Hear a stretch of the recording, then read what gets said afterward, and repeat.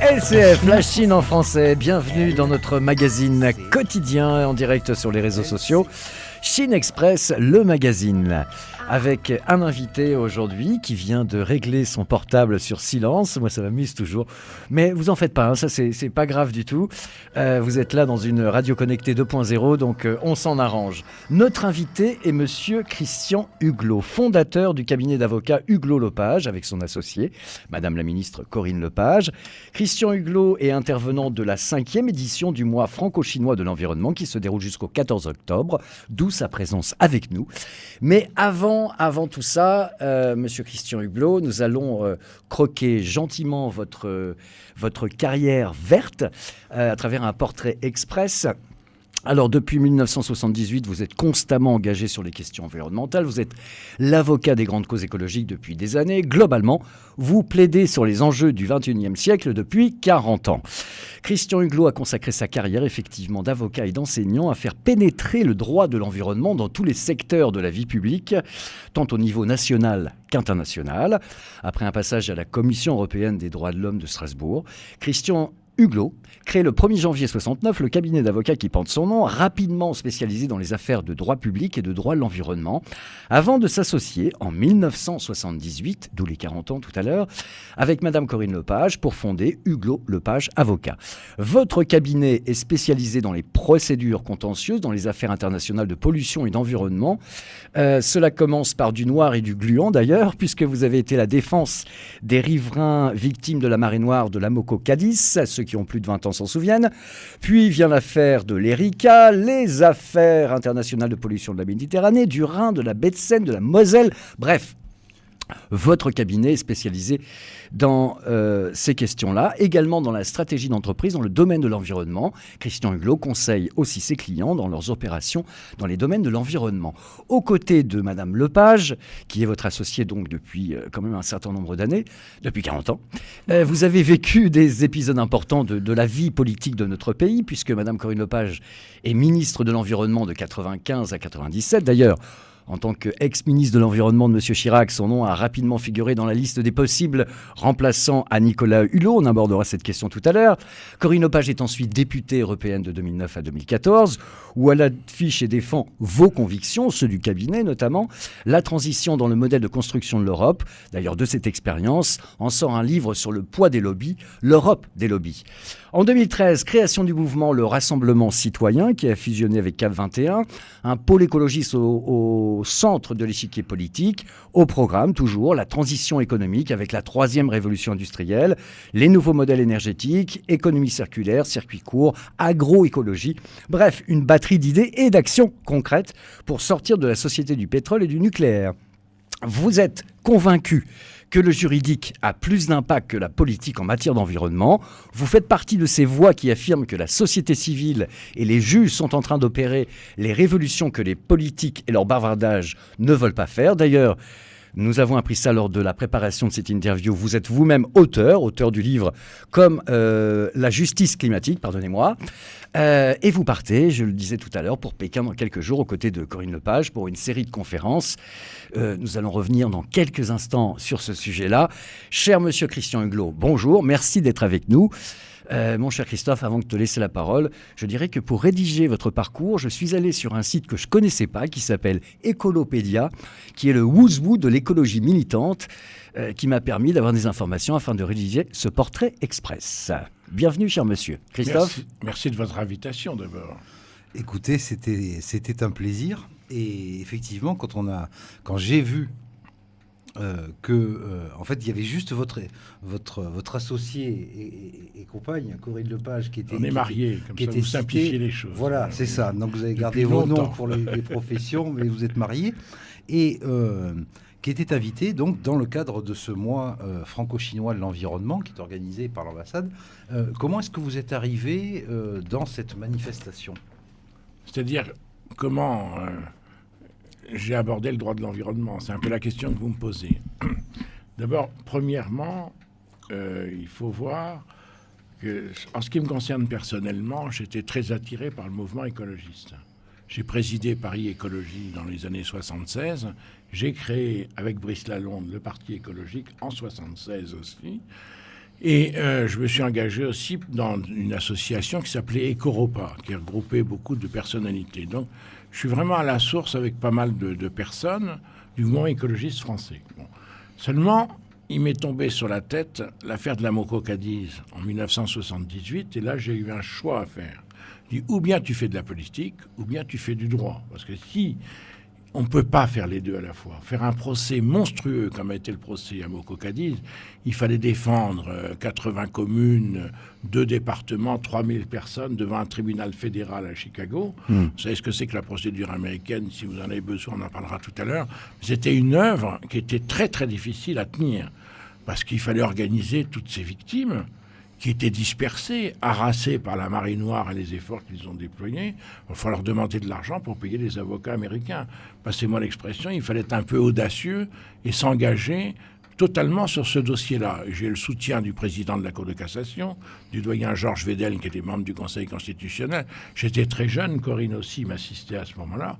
Il a fallu prendre cette décision. Donc il y a eu un choix. Alors ce qui est amusant, c'est que Corinne a une très belle carrière de juriste, elle a fait une thèse absolument remarquable, mais elle n'était pas dans la politique, d'accord ? Ah d'accord. C'est ça qui est amusant. Et si vous voulez, pendant un certain temps, on faisait le discours avec Corinne de Raymond Barre, des socialistes et du RPR. Et ils ne s'apercevaient pas d'ailleurs qu'on racontait tous à peu près la même chose.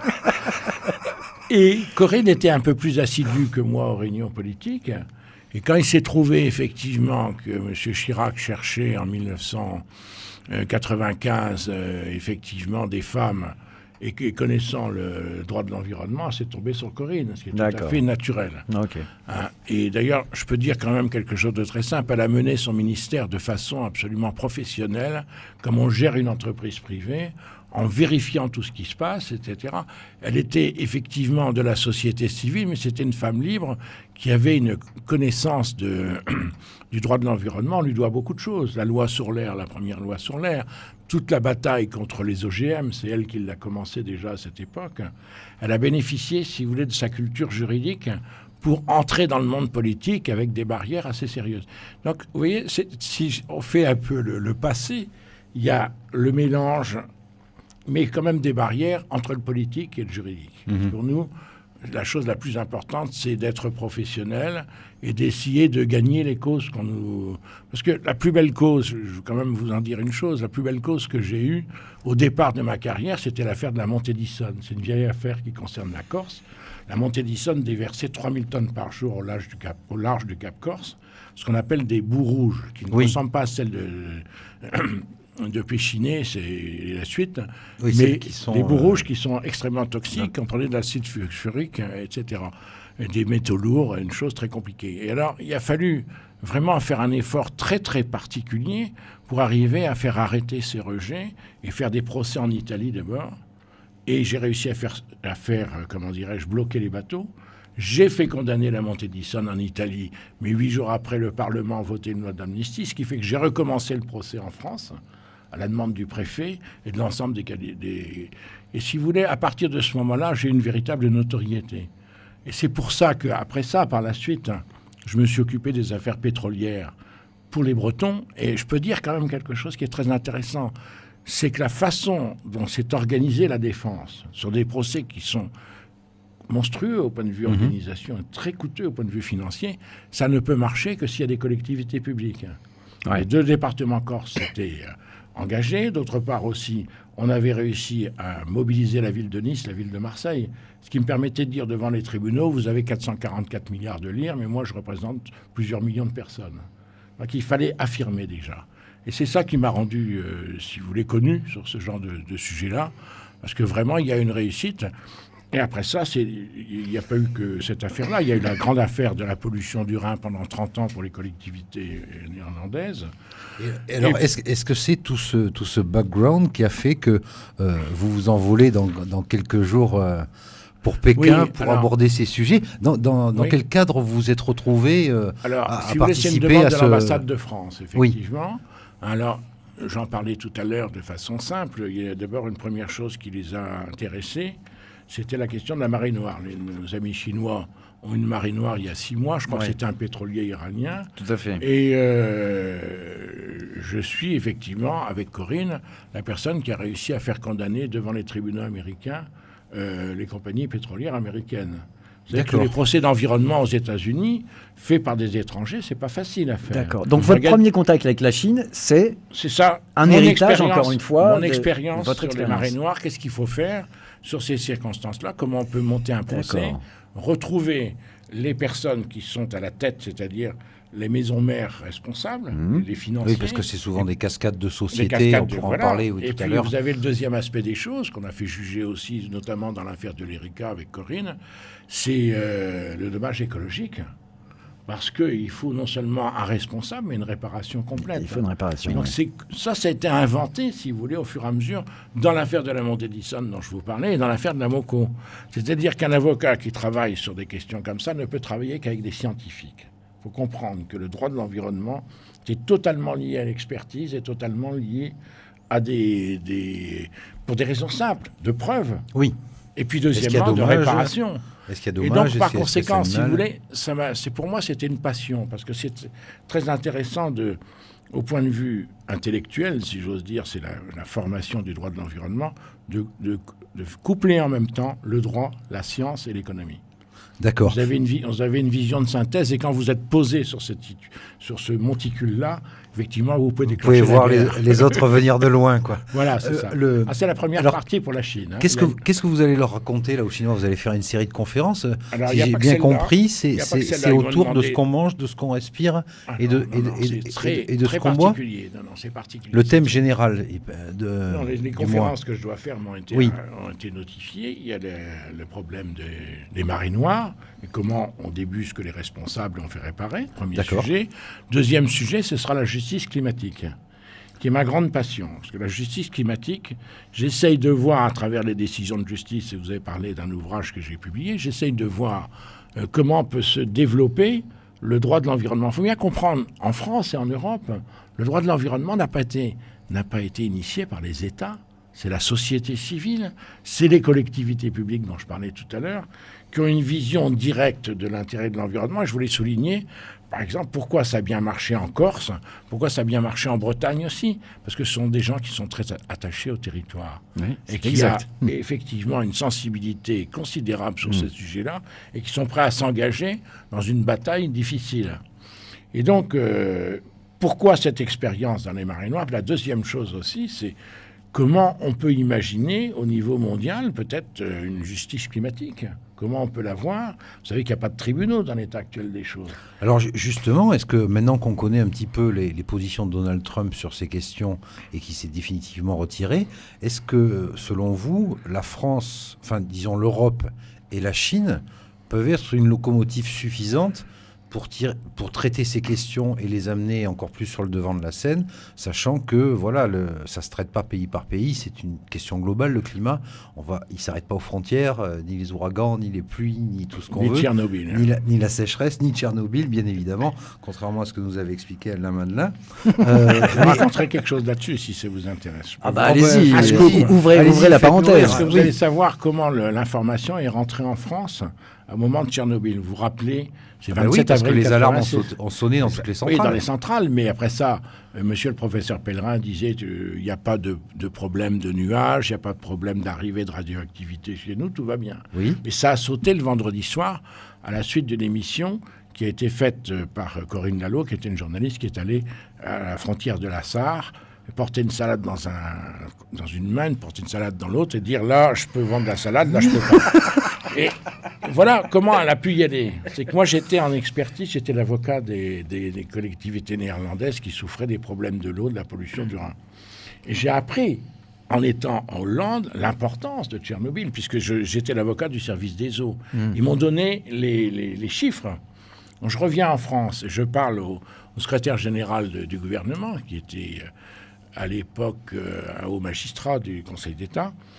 On se tutoyait, on se connaissait, puisqu'on travaillait aussi dans... Je lui dis, écoute, c'est pas possible, moi je reviens de la Hollande, ils sont alarmés, ils prennent des positions et nous faisons rien. Alors il dit, écoute, tu fais ce que tu veux. Je dis, oui, puisque je fais ce que je veux, j'appelle TF1, je leur ai donné le numéro de téléphone des services des eaux, et comment dirais-je, c'est grâce à cette information directe qu'il y a une information sur le nucléaire qui est entrée en France. Alors j'explique à mes étudiants en général, vous voyez, l'information sur le nucléaire au point de vue international est rentrée comme l'information entrée par un voyageur à pied au XVIIIe siècle. Donc, après ça, il y a eu des conventions internationales, Bien etc. sûr. Mais vous voyez qu'aussi, d'ailleurs, quand on fait son métier, on peut le faire par des procédures et on peut le faire aussi par des, comment dirais-je, une attitude citoyenne là-dessus. Oui. Je considère que j'ai rendu De lanceur service. d'alerte. Oui, c'est lanceur d'alerte. Voilà, Alerte, moi j'ai c'est d'accord. l'information, je peux vous dire où est-ce qu'on peut la trouver. Alors, sur ma revenons à la question Chine. initiale, voilà, c'est Voilà. ça. Est-ce que vous pensez que le tandem Europe-Chine peut être une locomotive suffisante, puisque les je vais vous dire États-Unis sont quelque de chose. facto sortis Je veux parler du point de vue du droit, qui est ma Oui. seule compétence, n'est-ce Oui. pas? Vous n'attendez pas d'autres, à juste titre. Il se trouve que dans ma carrière, ma vraie compétence, c'est ce qu'on appelle le droit administratif et le droit public. J'ai été faire le code de justice administrative pour le compte du gouvernement, pour le gouvernement du Vietnam. Et oui, parce qu'ils m'ont donné un code de justice administrative. C'est assez particulier, le droit public. Oui. C'est le droit de la puissance publique, c'est pas les tribunaux ordinaires.